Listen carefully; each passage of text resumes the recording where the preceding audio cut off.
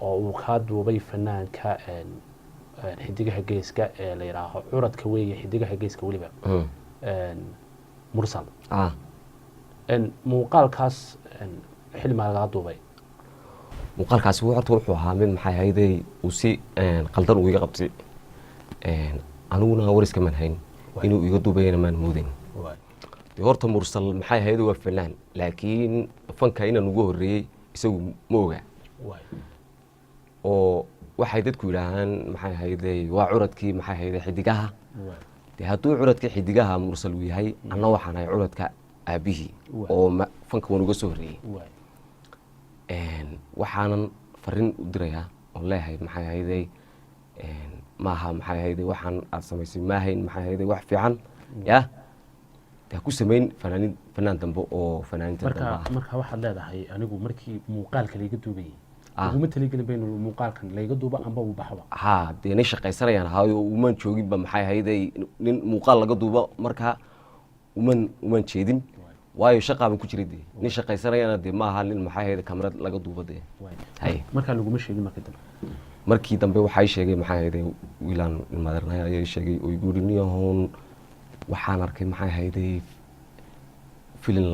waraysi lagaa duubay ayaan arkay markaa oo kaa duubay maxay hayday mursal markaasaan yidhi maxay hayday war mursal dee maaha weriye ya wax kale sheego markaasaan markii ayuu daawadsiiyey dee kabacdi waanigaana markii dambe soo xaqiiqsaday una soo bandhigay maxay hayday bulshada in aan maxay hayday aan toos aan ugu sheegay dee ugu gudbiyo absalaano waxaa jirta muuqaalkii hore markuu baxay san ka warhayo ummadii dee kula soo xidhiidhay ummadii kaa warheshay in dadkii dareen galay cabdisalaan xaaladda uu ku jiro ee duruufo dhaqaale mid caafimaad alxamdulillah waad fiican tahay laakiin mid dhaqaale ayaad ay dadku dareemay inaan marka u baahantahay qaanqabashadeeda abwaaniintii qaar baa kacay markaa oo sameeyey hees ka turjumaysa heestaas dadaal baa lagu magacaabaa bal ciddii samaysay iyo inaad dee saartay codkii heestan waxaa sameeyey isla abwaan dhaqdhaqaaje oo abwaan reer burcaa waa abwaankii hore ayaa sameeyey anna laxankaana saaray anaana ku codaynay waa tahay bal naga yar maqashay marihii ay heestaasi runtii marxaba waxay tidhaahdaa heestaasi adoo waxtar iyo dadaal waxqabad cidi kaa horeyn adoo waxtar iyo dadaal waxqabad cidi kaa horeyn waqtiya adag iyo marbuu dib waayuhu ku dhigaa dib waayuhu ku dhigaa ma garatiyo dadkuna hadba waxay eegayaan ma garatiyo dadkuna hadba waxay eegayaan dharkaad xidhantiyo wejiga wadeecada kugu lamaan dharkaad xidhantiyo wejiga wadeecada kugu lamaan marbuu waqal iyo daruur weynuhu raxmad ku shubaa waguna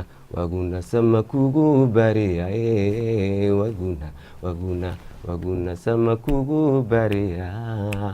marbuu waqal iyo daruur weynuhu raxmad ku shubaa waguna sama kugu bariyaye waguna sama kugu bariya waaw afkaaga aana lagu qabay runtii waa bidho aad xambaarsan oo runtii dee qof walow dhegaysaaba meeshuu doonaha jooga yar iyo weynba dareemaya qofkani halka uu dee culayska saaran